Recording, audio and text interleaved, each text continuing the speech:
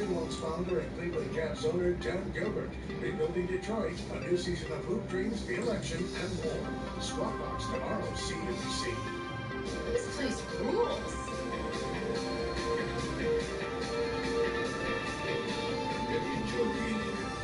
There we go. You might want to hold on.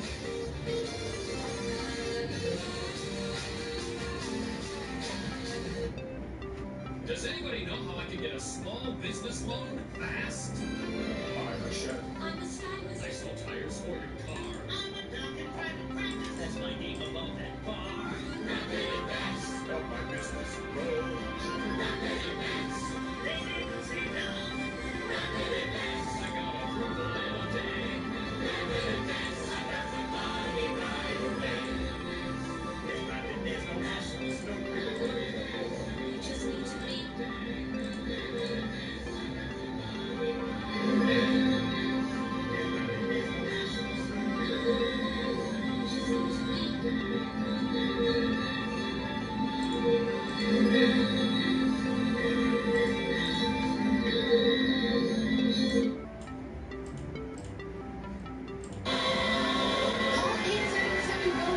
RapidAdvance.com.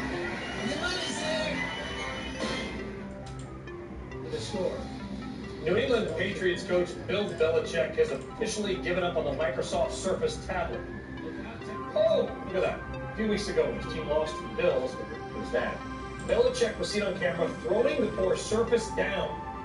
Yesterday, he said his team will not be using that anymore. He says they're not dependable. He can't take it. So he's going to stick with printed pictures. That's old school. He's definitely not a millennial.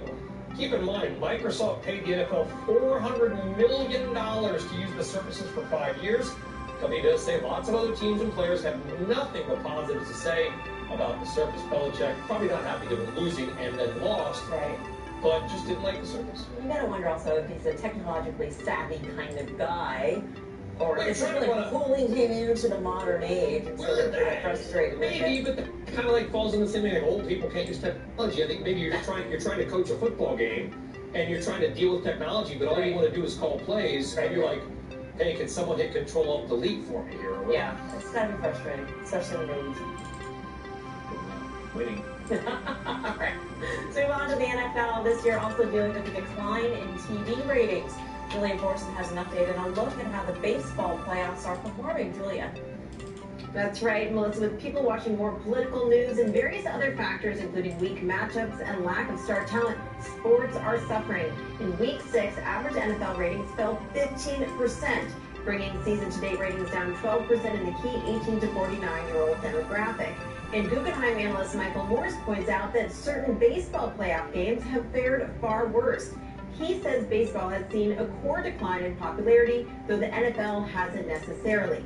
Morris saying both the MLB and NFL are suffering losses of their casual fans, who are less interested in watching games without their home teams in light of all the other entertainment options out there, including political coverage. Now, don't count out traditional TV, though. All 4 broadcast networks have at least one hit new primetime show this year, so people are still watching television. But when it comes to the male demographic that's usually focused on sports, they may be more distracted by politics. So we'll have to see what happens to ratings once the election is over. Melissa? All right, Julia, thank you. Julia Borston. Chips, smokes, and drill bits.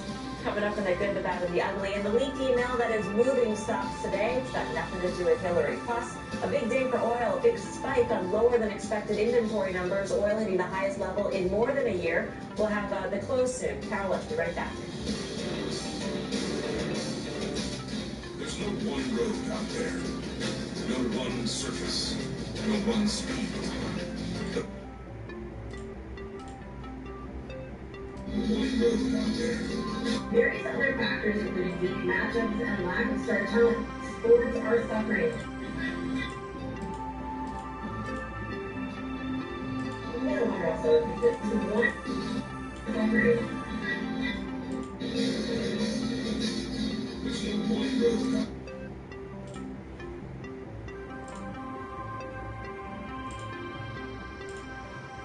For Part D prescription drug coverage. and it may save you money in so many ways. It's all in this book, and it's yours free just for calling. You'll see all the ways the plan might save you money, even on prescription drugs. In fact, Humana Medicare Advantage members can expect to save almost $500 in premium this year through our pharmacy benefit management efforts. And you get all this coverage with an affordable monthly plan premium, and in some areas, no plan premium. Even if you've looked at Humana before, you need to take another look at this plan.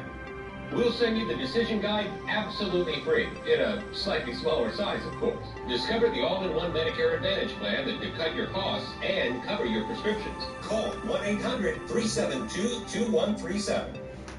Or go to HumanaBigBook.com. The savings are too big to miss.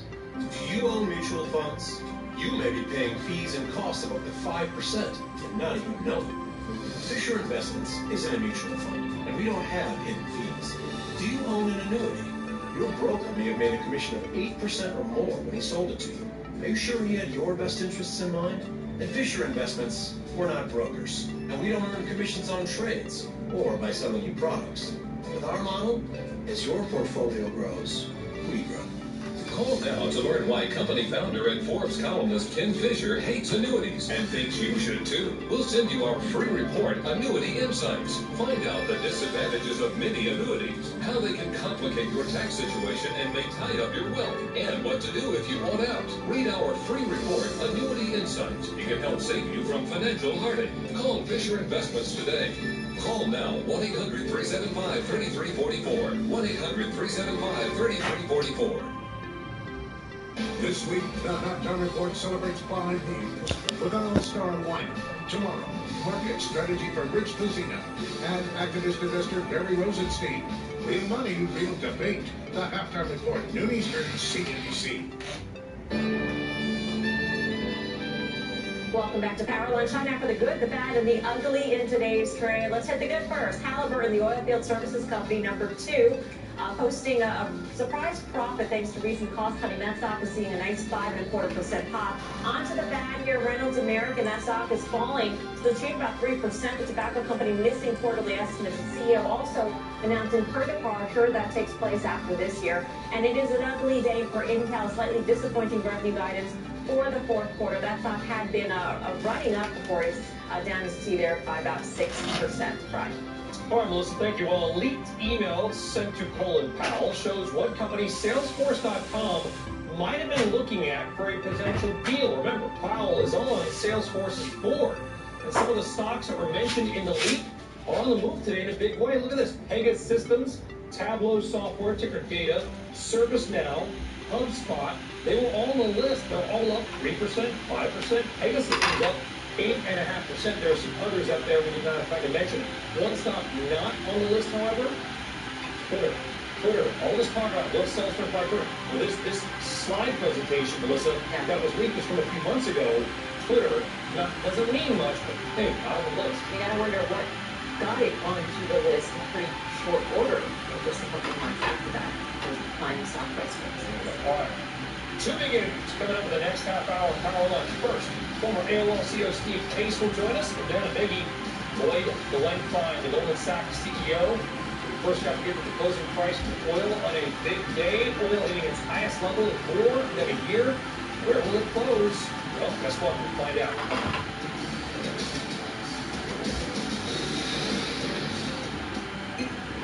Hey, Dad. Hey, Sue. How was your first week? Long. You'll get better. I'm at the Edward Jones office, like Sue suggested. Thanks for doing this, Dad. So I thought it might be time to talk about a financial strategy. You mean pay it back? Your future is about more than just you. So let's start talking about your long-term goals. Multiplied by 13,000 financial advisors. It's a big deal, and it's Edward Jones makes sense investing.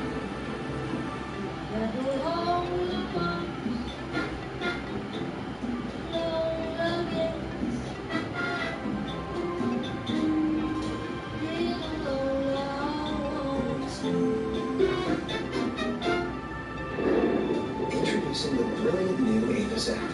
Look, choose again, confirm, unlock, check in, check out with the tap of a finger. Avis, this way forward. Need to hire a professional? Thumbtack connects you with trusted local pros for free. Just tell them what you need. In no time, you'll receive quotes from pros ready to help. Compare ratings and reviews. Then pick the pro that's right for you. It's easy. Go to thumbtack.com and hire the right pro today. What's going on here? I'm Val, the Orange Money Retirement Squirrel from Boya. We're putting away acorns. Ian ought to show the importance of saving for the future. So you're sort of like a spokesperson. More of a spokesmetaphor. Get organized at Boya.com. With only 6 teams remaining, who will be next to miss the cut? Today will be the end of the road for one of your designs. Driver versus driver, Tuesday at 10 p.m. And get caught up with Golf Channel On Demand. Fumbling with your string floss? It's a hassle, but just brushing your teeth is not enough. You leave behind food particles and ugly plaque that can cause bad breath, tooth decay, and gum disease. Now there's a solution. This is the revolutionary new Waterpik Water Flosser, the easiest and most effective way to floss. Water flossing is so easy. Just point the flosser tip between your teeth and along the gum line and let it do all the work for you. Brushing, even with an electric toothbrush, only gets the surface. But the Waterpik Water Flosser cleans the areas brushing misses. You can have healthier gums and brighter teeth in just a minute a day. Order now to receive your very own Waterpik Professional Designer Series for just $89.99. You'll also receive 7 flossing tips. And when you order now, you get the Cordless Professional for free for cordless water flossing anytime, anywhere. You'll also receive 2 Waterpik Nanosonic toothbrushes, and shipping is free. Order right now. Last second check on shares of Tesla just off of the intraday highs here. It had hit 206.66. It is up by 2.5% still, and this after Elon Musk tweeted that a Tesla product announcement is due at 5 p.m. California time, followed by 30 minutes of Q&A. 90 minutes down until the closing bell. The Dow and the S&P 500 are higher, but the NASDAQ has turned slightly into the red. A big move in the price of oil today, though, getting its highest level in more than a year. The price of crude oil doing pretty well. Let's get to Jackie DeAngelis live at the 9 minutes. Jackie. Good afternoon, Bryan. Yeah, it's actually tracking for its best day since September, and we're seeing about a 3% pop in crude oil prices. 4 reasons here. You have the inventory drawdown this morning, positive Chinese GDP data, the Saudi oil minister saying that the downturn is coming to an end, and finally, we broke through that technical resistance, so that momentum usually drives us higher. WTI November contract is going to roll at the close tomorrow, so there's more interest in December right now, which crossed the $52 mark at its session high today. Back to you. Thank you very much, Jackie DeAngelis. Vanity Fair bringing together titans of technology, business, media, and the arts for the 3rd annual New Establishment Summit today in San Francisco. Joining us from the event is Reverend John Ford, who's sitting down with Steve Case, the chairman of DC investment firm Revolution, co-founder, of course, AOL, first up senior. John, take it away. All right, thanks, Will. So, Steve, thanks for joining us. Great to be with you. Let's cut right to the chase. 3 weeks ago, teleprompter. There you go. Put out this op-ed endorsing Hillary Clinton somewhat reluctantly because you say you don't like to get involved in politics. What's the reaction been? Generally positive. Obviously, some people appreciated, some people didn't, but generally people, I think, appreciated the fact that I felt that this was a pivotal election. And though, as you say, I've tried to stay out of politics the last 3 decades, focus on policy, work together in a bipartisan way, I thought in this particular instance it made sense to step forward. Because on innovation, technology, job creation, the thing we're talking about here at this Vanity Fair conference, Hillary Clinton has put forth a very detailed plan in terms of policy framework that Donald Trump really hasn't. He just talked at sort of a 40,000-foot level. So for me, it was more about the economic growth, innovation side of the equation. I know there's concerns around temperament and judgment and character around Trump, and I share some of those concerns. But for me, the focus really was on who's going to move the country forward, who's going to make sure we remain the most innovative entrepreneurial nation. And I thought Hillary Clinton would be the right choice. Now, the focus of your book, The Third Wave, is on how the next wave of the internet is going to get even closer to our daily lives, the things that we do every day. Disruption, a big idea here. Now, it seems like part of what we're dealing with in this election cycle is the impact of maybe first and second wave disruption, kind of echoing through this backlash against globalization. How are we going to handle the third wave politically if we're having this much trouble at this point with the previous waves? Well, the first wave really was getting everybody connected. The second wave was really been about software apps, where Silicon Valley was at the epicenter. The third wave is going to be integrating the internet in more seamless ways throughout our lives. But it's not going to just happen in Silicon Valley. It can happen all over the country. And trying to promote more regional entrepreneurship and give everybody everywhere a shot at building a company, a shot at the American dream is one way to run a little bit, though. We've got to keep leading in the future. Yeah, gotta make money. Gotta make money. The future are. We can't go backward. But so much of, at least what Donald Trump is talking about, is indeed bringing back those jobs that have left, manufacturing jobs that a lot of people, certainly here in Silicon Valley, say, well, forget about that. That's not going to happen. But how do you articulate this regional entrepreneurship in a way that does give hope to folks who maybe don't have an engineering degree in places like Albuquerque, which I know is one of the totally understand. And I do understand some of the Trump support. There are a lot of people who are angry, frustrated, feel like they've been left behind by get the money, leave the country, you know. My degree is getting the money and leaving the country. Move backwards. I don't think you can just. That's my degree. I don't think the jobs that have lost are going to come back. You've got to lead in the future. You've got to. I got degrees and leaving the countries with all the money. 1% of us were working on farms. Now it's 2%. We figured out in the Industrial Revolution, more recently in the Digital Revolution, new kinds of jobs, and that's what entrepreneurs have to do. But it can't just be the entrepreneurs in Silicon Valley. It has to be all over the country. And when I've been doing these Rise of the Rest tours in the degrees, Phoenix and leaving the countries with all the money. A few weeks, you're seeing great entrepreneurs building great companies that are attacking food and agriculture, attacking water, attacking energy, transportation. It's not just about the software now. It's how it really impacts our lives. Change healthcare, change education, change food, change transportation, change energy. We have to level the playing field so everybody, everywhere, has that shot at the American dream. And you're not just talking about it, putting $100,000 into each of those places. Steve Case, thanks for joining us on CNBC. Thank you. Next. Back to you. All right, John and Steve, Waste of time. Shares of Goldman Sachs are Tell me nothing. recently. In fact, are 5% in just a shout out, like a prop box or something. Coming up on Power Lunch, a huge interview you cannot afford to miss. Goldman CEO Lloyd Blankfein sitting down with our own David Faber. A wide-ranging interview. Also, somehow everybody but Melissa and I is in the Pacific time zone. CNBC. We're back right after this. As a trader, you live for the pursuit in everything you do. Trade your soulless carcasses of European carcasses. And the triumphs. Digging in. Rolling up your sleeves.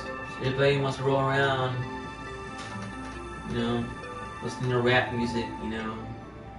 Doesn't want to invest, doesn't want to contribute to society, you know.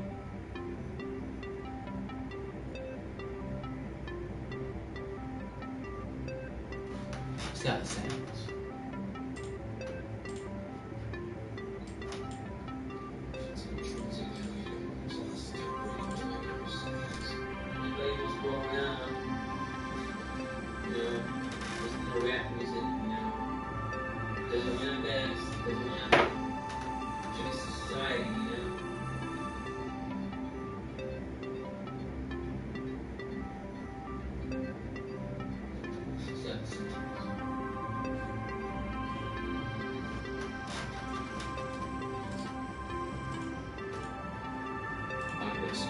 Invest in a single utility stock when you can own the entire utility sector of the S&P 500. Before investing, consider the fund's investment objectives, risks, charges, and expenses. Go to sectorspiders.com for prospectus containing this information. Read carefully. Visit us on the web at sectorspiders.com. We've got a small business, and we needed a new website. I talked to a web design company, but they wanted to charge me a fortune. But I heard about web.com. They said they would build me a custom website for free. We just thought, there's no way. Then I called them up, and then they built it for me. A custom website built free. Who would have thought? If you call the experts at web.com now, we'll build you a new custom website absolutely free. Then we'll list your website in hundreds of places online, so new customers can easily find you. If you're happy with your new website, we'll continue to provide promotion, hosting, support, and maintenance, all for one low monthly fee. If not, cancel and pay nothing. And when they say nothing, they really mean nothing. Call right now and get a free .com or .net domain name for your new website, powered by VeriSign, the world's leading domain name provider. You say it, we build it free. It's as easy as web.com. Call 1-866-490-4883 today. Clinton versus Trump. Let's play it with him. Donald released all of his tax returns. He should be in jail. It's about the future of our That's what I'm saying. In jail. But, you know, The third presidential debate, 96 tonight on CNBC. Let's get started with you guests the Goldman Sachs Builders America for you. Summit. Funny though, you know. America for you. Blank fine and a CNBC exclusive interview. David, take it away. Santa Barbara, California. Mr. Blankfein, nice to Yeah, right. here. Nice to be here with you, I guess I should say. It's good to see you. Thanks for coming. Goldman's Roy Blankenfield. Reported today. Last week we got JP Morgan. Pound. America City. All 1227. pretty good. The stock price reaction has been rather muted. Are you a bit surprised that investors haven't been a little more enthusiastic? You know, I think 20% Relative to the 20% of 1%. years, because the need to accumulate capital is over. No, you ain't shit. No, you ain't shit. You ain't shit. The results were good, no doubt about it. For Berkeley. Relative to the low There you bar go. of the last few years. For our stock, we're sort of converging on book value, having had in the last quarter double-digit growth. That was a good sign. In fact, we've been that way for the last 5 years, except for the first couple of quarters. And so the question in everybody's mind, were the first 2 quarters an aberration, or was it just, was this a sign of a bad Tower jumpers, you know. So I think this is a relief. And in connection with Falling. the stocks did go up. And in fact, our stock went up, to my mind, significantly. It wasn't bad. I mean, I don't mean to say, but at the same time, Everybody's on their cell phone. far exceeded expectations. Granted, they are perhaps lower than they might otherwise be. But we're talking about what book value is $181.25. Yeah, we sit here and the stock's 175 and change. Okay, so not too far from it. But is there going to be a day where you start to see a little bit of a multiple to book value as opposed to below it? Not just for you, but for the rest of the sector, or are those days over? First of all, there's a cycle to anything. So the answer is yes. And my expectations We're on the same shit, different day. Well, first of all, on 2 measures. One, Could be same day though. of having to have a double-digit return to be the cost to that being the Could be the same day, but different shit. Although you did have 11.2% return on equity. Yeah, we did. I'm proud in the context that we were in. But the expectation in the market for a 10% return as the cost of capital was there when the risk-free rate of interest was 5%. And today, when the risk-free rate of interest is 0, it's the same 10%. When we have more than double the capital, and so consequently much less risky. But on the revenue side, this hasn't been exactly the strongest tailwind that anybody can have. We're still living in a relatively low growth market. Almost all the businesses that we have correlate with growth. We finance people who do transactions. People do transactions when they have confidence. When deals get financed, they create securities. The securities create trading. And we haven't been in the growthiest part of the curve. If you're asking me, will we ever get back there? Oh, sure, I'll ask you that. Will we ever get back there? Absolutely. In fact, well, it was last February you were on Squawk Box, I think, and you said, this is not the most confident moment. All right, we're only 8 months later, or whatever it is, 9 months later. But are we more confident now than we were then, or is it the same? I think we are. In fact, the market has improved. The markets have improved for these companies. They're not where I would expect them to be when good results and when growth. Make fucking sense, dude. Fumbling over your fucking words and shit. Make fucking sense. There you go. Make fucking sense. Get money. Probably the one that folds,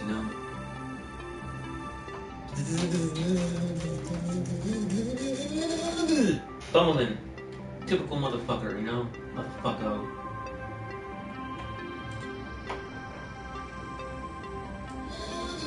Fumbling. Typical motherfucker, Motherfucker. America for you. CNBC exclusive interview. David, take it away. Santa Barbara, California.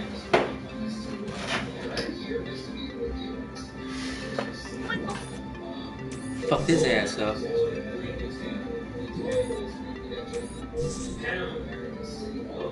Pretty good. The stock price reaction has been rather muted. Are you a bit surprised that investors haven't been a little more enthusiastic? 20% of 1%. Years, because the capital need to accumulate